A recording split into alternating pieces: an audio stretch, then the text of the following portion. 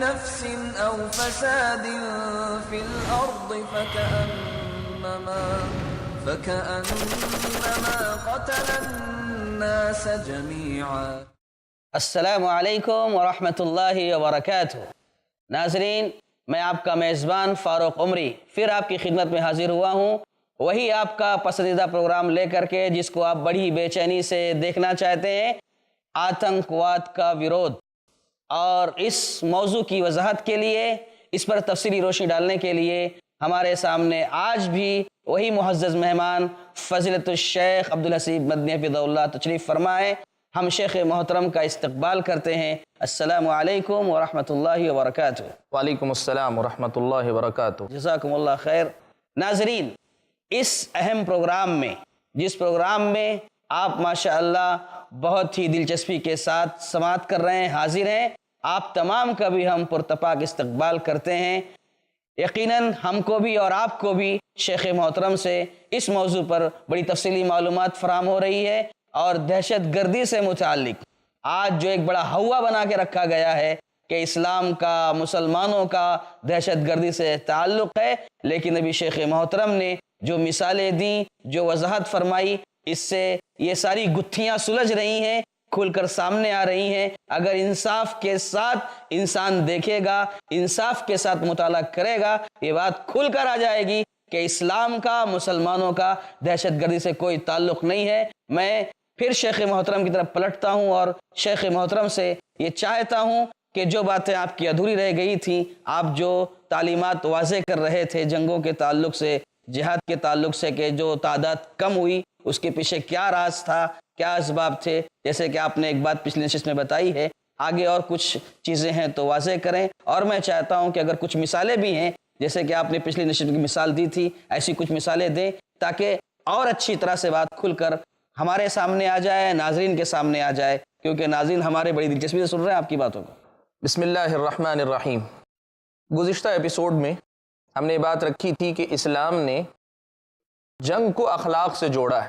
وہ کون سے اخلاق ہیں جو اسلام نے میدان جنگ میں مسلمانوں کو سکھائے ہیں، یہ ہم کو جو ہے دیکھنا ہے۔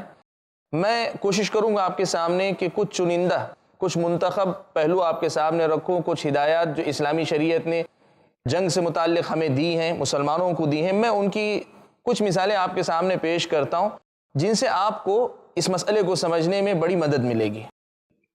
دیکھیے، سب سے پہلا پہلو میں آپ کو یہ بتانا چاہتا ہوں کہ اسلام جنگ کے مقابلے میں صلح کو زیادہ پسند کرتا ہے۔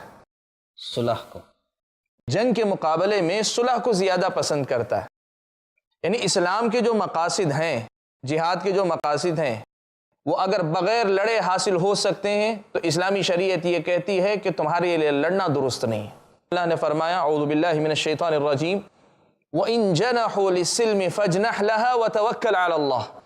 اگر فریق مقابل صلح کی طرف مائل ہو رہا ہے، فَاجْنَحْ لَهَا، تو آپ بھی اپنے آپ کو صلح کی طرف لے جائیے، وَتَوَكَّلْ عَلَى اللَّهِ، اور اللہ تعالیٰ پہ بھروسہ رکھیے، اس لیے کہ قرآن میں دوسری جگہ پہ اللہ نے کہا وَالصُّلْحُ خَيْرٌ، صلح میں اللہ تعالیٰ نے ہمیشہ بھلائی رکھی ہے۔ یہ بڑی اہم تعلیم ہے۔ میدان جنگ میں یہ بات یاد رکھیے کہ اسلام ہمیشہ یہ کہتا ہے کہ تلوار جو ہے یا ہتھیار، یہ آخری حل ہے اسلام کی نظر میں۔ جو مقصد اسلام نے جوڑ کے رکھا ہے، اگر اس کی ضرورت پیش آ رہی ہے تو اس سے پہلے اسلامی شریعت یہ کہتی ہے کہ ان اہداف اور مقاصد کو اگر امن و آشتی کے ساتھ حاصل کر سکتے ہیں، اگر وہ سامنے والا فریق صلح کی طرف آمادہ ہے تو پھر آپ صلح کر لیں۔ اسلامی شریعت اس بات کی تعلیم دیتی ہے۔ کب؟ جب جنگ قائم ہو۔ آپ کو پتہ ہے پیارے نبی صلی اللہ علیہ وسلم جب تک مکہ میں تھے، آپ نے اسلام کی تبلیغ کی، مکے والوں نے اللہ کے نبی صلی اللہ علیہ وسلم کو اور مسلمانوں کو ہر طرح سے ستایا، ہر طرح سے تکلیفیں دی، ان میں سے بعض لوگوں کی جان لے لی، جان سے مار دیا، سب کچھ کیا۔ وہ کون سی تکلیف ہے جو مکے والوں نے اللہ کے نبی اور آپ کے صحابہ کو نہیں دی ہو؟ مرد تو مرد ہے، عورتوں کو نہیں بخشا، اور تکلیف ایک بار کی نہیں، اور تکلیف دینا ان کا مشغلہ بنا ہوا تو مزے لیا کرتے تھے، الگ الگ قسم کی تکلیفیں دیا کرتے تھے۔ ایسی خطرناک قوم کے ساتھ جب مسلمانوں کے اور مکہ کے مشرکین کے درمیان جنگ کا ماحول قائم ہے، ایسے ماحول میں اسلامی شریعت یہ کہتی ہے کہ اگر مقصد آپ کا جیسے دشمن کے شر سے محفوظ رہنا ہے، سامنے والا ہمارے در پہ آزار نہ ہو، ہمیں تکلیف دینے پر آمادہ نہ ہو، آپ اگر اس کے لیے لڑ رہے ہیں، آپ اپنے مقاصد حاصل کرنے کے لیے لڑ رہے ہیں، لڑائی کے بغیر اگر وہ مقصد حاصل ہو سکتا ہے تو پھر لڑائی کی طرف مت جاؤ۔ اسلامی شریعت یہ ہمیں سکھاتی، یہ اتنا روشن اصول ہے، اتنا تابناک اصول ہے، یہ بربریت نہیں۔ کچھ قومیں پرانے دور میں گزری ہیں، ان کا مشغلہ ہی لڑائی تھا۔ آپ یہ کہنا چاہتے ہیں کہ اپنے مقصد کو حاصل کرنے کے لیے لڑنا ہی ضروری نہیں ہے، اسلام نے کوشش کی ہے کہ لڑے بغیر اور وہ مقصد اگر حاصل ہو جاتا ہے تو اس کو ختم کر لیا۔ بالکل، میں یہی بات بتانا چاہ رہا ہوں کہ پچھلے زمانے میں کچھ قومیں ایسی گزری ہیں جن کا مشغلہ جو ہے لڑائی تھا، ان کو جو ہے یہ بربریت پھیلانے میں ان کو سکون ملتا تھا، اسی لیے مارنے کے بعد بھی تاتاری قوم کی تاریخ آپ پڑھ کر دیکھیے، آپ کو پتہ چلے گا، وہ ان کی عادت تھی، ہلاکو خان جو تھا اس کی ایک عادت تھی، وہ ایک کام کیا کرتا تھا۔ طریقہ کیا تھا اس کا؟ ہمارے اپنے میں تاریخ اسلام کے زمانے کی بات کر رہا ہوں، جس زمانے میں تاتاری قوم نے یہ کیا کہ وہ مسلمانوں کو قتل کرنے کے بعد جتنے لوگ مارے جاتے سارے لوگوں کی گردنیں کاٹ کر ان کے سروں کا مینار تعمیر کیا کرتے تھے۔ اللہ، دشمن کو اگر شکست دینا مقصد تھا، دشمن سے لڑنا تھا، وہ تو مقصد حاصل ہو گیا۔ اب اس کے بعد یہ جو مسئلہ ہے کہ لوگوں کے سر کاٹ کر اس کے مینار تعمیر کیے جا رہے ہیں، یہ سب دنیا والوں نے کیے ہیں۔ اسلام یہ کہتا ہے کہ تمہارا مقصد بربریت نہیں ہے، بربریت سے جہاد کا کوئی تعلق نہیں۔ اسلامی شریعت یہ کہتی ہے کہ اگر مقصد جہاد جس کے لیے کیا جا رہا ہے، اگر وہ مقصد، اور میں یہ بتا چکا ہوں کہ جہاد کن مقاصد کے لیے ہوتا ہے، ہمارے جو پچھلے ایپیسوڈز گزرے ہیں جن میں ہم نے یہ بتایا جہاد کی کتنی قسمیں ہیں اور ان کے اہداف اور مقاصد کے، اس پہ ہماری بات ہو چکی ہے، میں ان کو دوبارہ دہرانا نہیں چاہ رہا، لیکن یہ بتا رہا ہوں کہ وہی مقاصد اگر پرامن طریقے سے حاصل ہوتے ہیں، اسلامی شریعت یہ کہتی ہے کہ پھر تمہیں لڑنے کی ضرورت نہیں، لڑائی کی طرف جانے کی ضرورت نہیں، تمہیں ہتھیار اٹھانے کی ضرورت نہیں۔ بلکہ آپ کو میں ایک اور مسئلہ بھی سناتا ہوں۔ پیارے نبی صلی اللہ علیہ وسلم صحابہ کے ساتھ میدان جنگ کی طرف نکلے ہوئے، کل دشمن سے مقابلہ ہونے والا ہے۔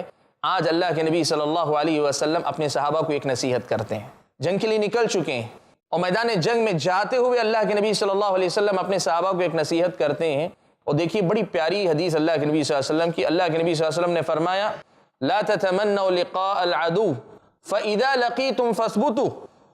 دو باتیں اللہ کے نبی صلی اللہ علیہ وسلم نے یہ بات کہی۔ پہلی بات کہی کہ تم جا تو رہے ہو لیکن یہ تمنا نہ کرو کہ دشمن سے لڑائی ہو کر ہی رہے، میدان جنگ میں جا رہے ہیں، کہا تم یہ تمنا نہ کرو کہ دشمن سے لڑائی ہو کر رہے، بلکہ اللہ تعالیٰ سے یہ تمنا رکھو کہ اللہ تعالیٰ ہمارا مقصد لڑائی کے بغیر اگر دے دے تو یہ زیادہ بہتر، اس کی آرزو، یہ تمنا تم اپنے اندر رکھو، دشمن سے لڑائی ہو کر رہے ایسی کوئی تمنا، کوئی آرزو نہ رکھو۔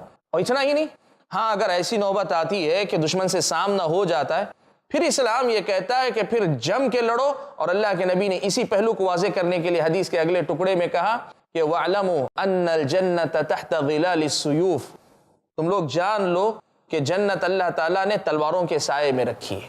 دیکھیے اس کو اگر آپ اسلامی تعلیمات کو، میں نے جو بات کہی، ہماری بات آئندہ آئے گی کہ اسلام پر جو اعتراضات کیے جاتے ہیں، بعض آیتیں بعض ٹکڑے لے کر اسلام پر اعتراض کیا جاتا ہے، لیکن اس کو صحیح سیاق میں، صحیح ترتیب میں کہاں کب کہی گئی دیکھ لیں، مسئلہ حل ہو جائے گا۔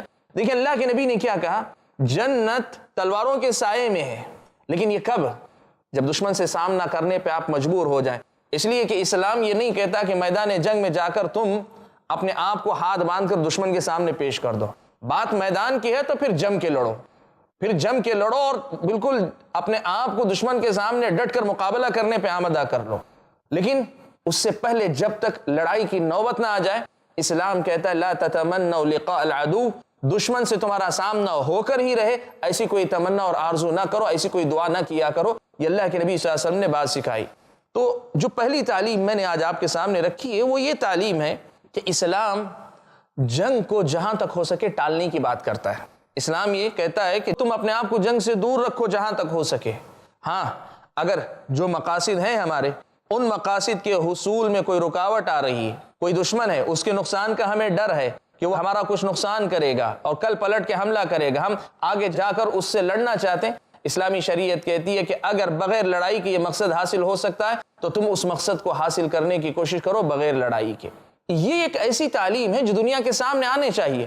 لوگ ایک ہی بات جانتے ہیں، ایک ہی بات کہتے ہیں، ایک ہی بات کو دہراتے ہیں کہ اسلام نے جہاد کا حکم دیا، جہاد کا حکم دیا، اور اس کا سیدھا مطلب لوگوں کے جو ذہن میں ہے، میرے اس جملے کو آپ کوئی مطلب ہٹا ہوا بہت غیر معمولی جملہ نہ سمجھی، یہ تصور ہے ایک سادہ الفاظ میں۔ جی بالکل صحیح جہاد کہہ کا رہے ہیں۔ مطلب یہ ہے کہ ایک آدمی کو حکم ہے کہ آج وہ بندوق لے اور گلی میں نکلے، سامنے نظر آنے والے پہلے غیر مسلم پر نشانہ تاک کے داغ دے۔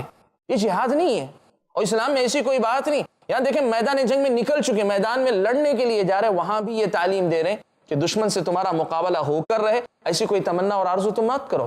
یہ اللہ کے نبی صلی اللہ علیہ وسلم نے بات کی۔ یہ پہلی تعلیم ہے جو میں نے آپ کے سامنے مثال کے طور پر رکھی، اور میں یہ سمجھتا ہوں کہ ہمارے ناظرین اگر اس پہلو پر غور کریں گے تو اسلام کا یہ پہلو کتنا خوشنما ہے کہ اسلام جواں مردی تو سکھاتا ہے، لیکن یہ بتاتا ہے کہ جواں مرد وہ ہوتا ہے جو لڑے بغیر بھی اپنے مقاصد حاصل کرنے کی کوشش کرتا ہے۔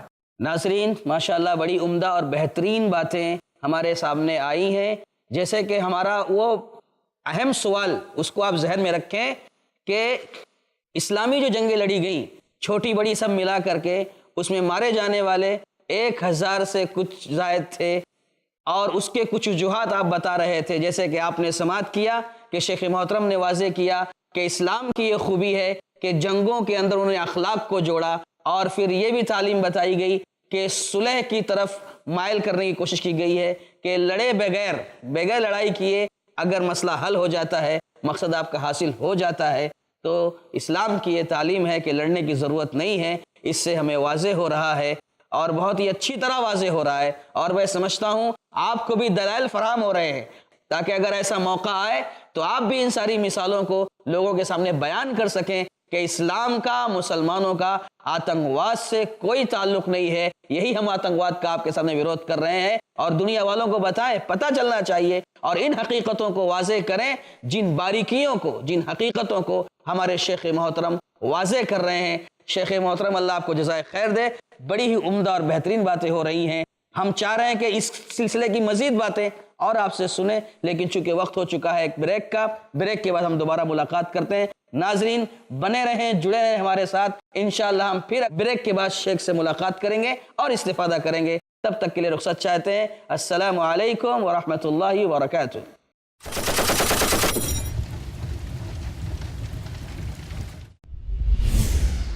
خوشگوار زندگی کے اصول جانیے شیخ رضا اللہ عبد الکریم مدنی سے۔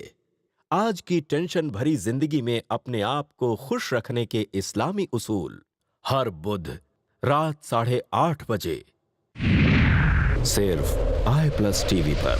بہتر زندگی کے لیے اللہ کے ایک ہونے کا اقرار۔ اللہ نے فرمایا میں تنہا ہوں، نہ میں نے کسی کو جنم دیا، نہ مجھے کسی نے جنم دیا، اور نہ میرا کوئی ہمسر اور برابر ہے۔ انسانیت اور امن کا پرچار۔ اے لوگو، سلام کو عام کرو، آپس میں صلہ رحمی کرو۔ نفس کو شر سے محفوظ رکھنے کی ہدایت۔ آخرت کی ابدی زندگی کے سامنے دنیا کی زندگی کی کوئی حیثیت نہیں ہے۔ تقوی اور پرہیزگاری کی دعوت۔ اس سے پہلے کہ وہ گھڑی آئے جب بندہ یہ کہے کہ اے پروردگار اگر تو نے مجھے اور دنیا میں موقع دیا تو میں نیک بن جاؤں گا، لیکن اس وقت کوئی موقع نہیں دیا جائے گا۔ پیغام قرآن جانیے شیخ سلطان سیف محمدی کے ساتھ ہر بدھ دوپہر 3 بجے اور رات 9 بجے صرف i+ TV پر۔ بہتر زندگی کے لیے اسلام کی پاک دامنی پر لگائے گئے الزامات۔ نکاح کرو ان عورتوں سے جنہیں تم پسند کرتے ہو، 2-2 3-3 4-4، لیکن اگر تمہیں ڈر ہے کہ انصاف نہیں کر پاؤں گے تو صرف ایک۔ اسلام کی دور اندیشی پر اٹھائے گئے سوالات۔ ایڈز کتنے سارے لوگوں کو ہے؟ نبی صلی اللہ علیہ وسلم نے ایسی بات کے تعلق سے وارننگ دی تھی، جب کسی زبان میں آپسینٹی ظاہر ہوگی تو وہاں اللہ تعالیٰ موت اور ڈیزیزز کو بھیجے گا۔ اسلام کی حکمت عملی پہ کیے گئے اعتراضات۔ محمد صلی اللہ علیہ وسلم کی زندگی کا مقصد ہی تھا پیس قائم کرنا، مگر مخالفین کو لاجواب کر گئی اسلام کی سچی تعلیمات۔ اللہ نے کہا پڑوسی کے ساتھ اچھا سلوک کرو۔ فیس ٹو فیس بردر زید پٹیل کے ساتھ ہر جمعرات رات 8 بجے صرف i+ TV پر۔ بہتر زندگی کے لیے اپنے DTH اور کیبل آپریٹر سے آج ہی سمپرک کریں۔ Free to year.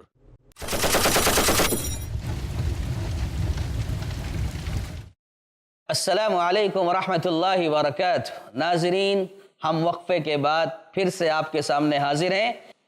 ہم شیخ محترم سے یہ جاننے کی کوشش کر رہے تھے کہ وہ کیا تعلیمات ہیں جس کی وجہ سے میدان جنگ میں لڑنے کے باوجود مارے جانے والوں کی تعداد بہت مختصر رہی ہے، کم رہی ہے، جیسے کہ شیخ محترم نے واضح کیا ابھی بریک سے پہلے کہ اخلاق سے جوڑا گیا اور لڑے بغیر اگر مقصد حاصل ہو جاتا ہے تو لڑائی سے دور رہا جائے، یہ جیسے کہ شیخ آپ نے بتایا۔ میں یہ چاہتا ہوں اور کہ ہمارے ناظرین بھی یہ چاہتے ہیں، بلکہ پوری توجہ کے ساتھ وہ ہمارے ساتھ بنے ہوئے ہیں، کچھ ایسی اور تعلیمات ہوں یا ایسی کچھ مثالیں ہوں تو آپ واضح کریں تاکہ ہم سب کو دلائل فراہم ہوں، ہم لوگوں کو بتا سکیں۔ جی ہاں، بسم اللہ۔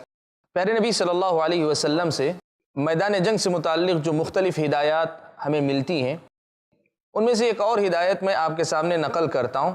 صحیح مسلم کی روایت ہے، اللہ کے نبی صلی اللہ علیہ وسلم فرماتے ہیں، من القى السلاح فهو آمن ومن اغلق بابه فهو آمن۔ اللہ کے نبی صلی اللہ علیہ وسلم میدان جنگ میں یہ ادب سکھاتے ہیں کہ جو آدمی ہتھیار پھینک دے پھر وہ امن و امان کا حقدار ہے۔ جو آدمی اپنا دروازہ بند کر لے وہ آدمی امن و امان کا حقدار ہے۔ اس حدیث سے کیا مسئلہ میں آپ کے سامنے لانا چاہتا ہوں، اسلامی شریعت نے یہ اصول مسلمانوں کو دیا ہے کہ تم جا رہے ہو لڑنے کے لیے، لیکن کوئی آدمی اگر ہتھیار پھینک دیتا، لڑنے کے لیے تیار نہیں آپ کے ساتھ، زبردستی پکڑ کے ذبح کرو، قتل کرو، اسلام اس کی اجازت نہیں دیتا تم۔ اگر وہ اپنا ہتھیار پھینک دیتا ہے، جنگ سے باز آ جاتا ہے، تو پھر وہ امن کا مستحق، اس کو مارا نہیں جائے گا۔ ہاں، قیدی بناؤ، اس لیے کہ آپ کو دشمن کی طاقت کو گھٹانا، قیدی بنا لو، لیکن تم اس کو قتل نہیں کر سکتے۔ ہاں، ایسے ہی اگر آپ کسی علاقے پہ حملہ کر رہے ہیں، کوئی آدمی میدان میں آ کے آپ سے مقابلہ نہیں کر رہا، وہ کہہ رہا بھائی مجھے آپ لوگوں سے کچھ لینا دینا نہیں، میں اپنے گھر کے دروازے کے اندر ہوں، میں اپنا دروازہ بند رکھے ہوئے ہوں، گھر کے باہر کے مسائل کا مجھ سے کوئی لینا دینا نہیں ہے، کوئی آدمی تمہارے مد مقابل نہیں آ رہا ہے، تو پھر اسے امن کا حقدار سمجھو، تم اس کے خلاف مت لڑو۔ اسلامی شریعت کی یہ جو تعلیم ہے کہ تمہاری لڑائی اس سے ہے جو تمہارے سامنے آتا ہے، جس کا تم سے سامنا ہوتا ہے، یا یوں کہیے کہ جو آپ سے لڑنا چاہتا ہے۔ جو آدمی آپ سے لڑنا نہیں چاہتا، جو آدمی پیچھے رہنا چاہتا ہے، کہتا ہے نہیں ہمیں جنگ نہیں چاہیے، ہم آپ سے نہیں لڑیں گے، آپ کو راستہ ہم دے دیتے ہیں، یا پھر یہ کہتا ہے کہ آپ جن سے لڑ رہے ہیں ان سے لڑیے، فوج سے لڑائیے، فوج سے لڑیے، عوام ہمارا ان سے کوئی تعلق نہیں ہے، تو اسلام یہ کہتا ہے کہ پھر جو آدمی آپ سے لڑتا نہیں ہے آپ بھی اس کے خلاف نہ لڑیں۔ یہ اسلامی شریعت کی ایک اور تعلیم ہے۔ صحیح مسلم کی یہ روایت آپ پھر سے سنیں، اللہ کے نبی نے کہا من القى السلاح فهو آمن، جو ہتھیار ڈال دے وہ امن کا حقدار ہے، ومن اغلق بابه فهو آمن، اور جو آدمی اپنا دروازہ بند کر لے، دروازہ بند کر لے اور گھر کے اندر بیٹھا رہے، تو اس کو بھی تم امن کا حقدار سمجھو۔ یہ اسلامی اخلاق کا ایک اور پہلو ہے جو مجھ کو اور آپ کو میدان جنگ سے متعلق ملتا ہے۔ آپ اگر پیارے نبی صلی اللہ علیہ وسلم کی میدان جنگ سے متعلق تعلیمات دیکھیں گے، ان میں ایک اور تعلیم ہم کو ملتی ہے۔ سنن نسائی کی یہ روایت ہے، پیارے نبی صلی اللہ علیہ وسلم نے فرمایا الا لا تقتلوا ذریۃ، اللہ کے نبی صلی اللہ علیہ وسلم نے فرمایا کہ سنو، کبھی تم کسی بچے کا قتل مت کرو۔ اسلامی شریعت جنگ لڑتی ہے، لیکن جنگ ان سے لڑی جاتی ہے جو جنگ لڑتے ہیں۔ بچوں کا کسی جنگ سے کیا لینا دینا ہوتا ہے؟ ان کو تو خود اپنی زندگی کا پتہ نہیں ہوتا، وہ بچے اتنے معصوم ہوتے ہیں۔ آج آپ دیکھیں موجودہ دور میں جو جنگیں لڑی جا رہی ہیں، کتنے بچے یعنی دل کھٹ کے رہ جاتا ہے جب ان بچوں کی جو ہے ہم تصویریں دیکھتے ہیں، ایسا ظلم بچوں کے ساتھ۔ لیکن اسلامی شریعت کہتی ہے کہ لا تقتلوا ذریہ، چھوٹے بچوں کو جو ہے تم قتل مت کرو۔ یہ پیارے نبی صلی اللہ علیہ وسلم کی ہدایت ہے۔ اللہ کے نبی صلی اللہ علیہ وسلم نے ہمیں اس بات کی تعلیم دی ہے کہ میدان جنگ میں تم بچوں کا قتل مت کرو اور نہ ہی کسی عورت کو قتل کرو۔ آپ کو پتہ ہے اسلامی شریعت کے مطابق عورتیں میدان جنگ میں نکل کر لڑائی نہیں کرتی، ہاں وہ زخمیوں کو مرہم پٹی کرنے یا مدد کرنے ایسے کسی کام کے لیے ساتھ میں ہو سکتی ہیں، لیکن اگر دشمن کی عورتیں آتی ہیں، اور دشمن اپنے ساتھ اپنی عورتیں لاتے تھے پرانے زمانے میں، ان کے پیچھے مقاصد ہوتے کہ اگر عورتیں ہماری میدان جنگ میں رہیں گی تو ہم عورتوں کی حفاظت کے جذبے سے اور جوان مردی کے ساتھ لڑیں گے۔ اس جذبے سے دشمن اپنے ساتھ عورتوں کو لے کر آتے۔ اللہ کے نبی صلی اللہ علیہ وسلم نے یہ ہدایت دی کہ میدان جنگ میں کبھی کسی عورت کا قتل مت کرو۔ ایک مرتبہ اللہ کے نبی صلی اللہ علیہ وسلم جنگ سے فارغ ہوئے، ختم ہوئی جنگ، مسلمانوں اور مشرکین کے درمیان کی جنگ تھی، جنگ ختم ہوئی، اللہ کے نبی صلی اللہ علیہ وسلم میدان کا جائزہ لے رہے ہیں، پورے میدان کا جائزہ لے رہے ہیں، گھوم کر کیا صورتحال ہے، کون زخمی ہے، کون شہید ہوا ہے، کون مارا گیا ہے، ساری صورتحال اللہ کے نبی صلی اللہ علیہ وسلم دیکھ رہے ہیں۔ ان حالات میں آپ صلی اللہ علیہ وسلم کی نظر پڑتی ہے ایک خاتون پر، ایک عورت قتل ہو چکی ہے، ماری گئی خاتون ہے۔ اللہ کے نبی صلی اللہ علیہ وسلم جو جائزے کے لیے نکلے تھے، اللہ کے نبی صلی اللہ علیہ وسلم وہی رک گئے اور آپ نے یہ سوال کیا، من قتل هذه، کس نے اس عورت کو قتل کیا؟ اس کو تو قتل نہیں کیا جانا چاہیے تھا۔ دیکھیے عام حالات کی بات نہیں، آج ہم بات کرتے ہیں آتنکواد کی بات کرتے ہیں، کوئی آدمی کسی سڑک پہ نکل کر کہیں بلاسٹ کر دیتا ہے، کوئی ہتھیار لے کر فائرنگ کر کے مار دیتا ہے، یہ تو جو کھلا آتنکواد ہے۔ لیکن ہم بات کر رہے ہیں اسلامی تعلیمات کی اس پہلو کا جو میدان جنگ میں ہمیں دی گئی ہیں۔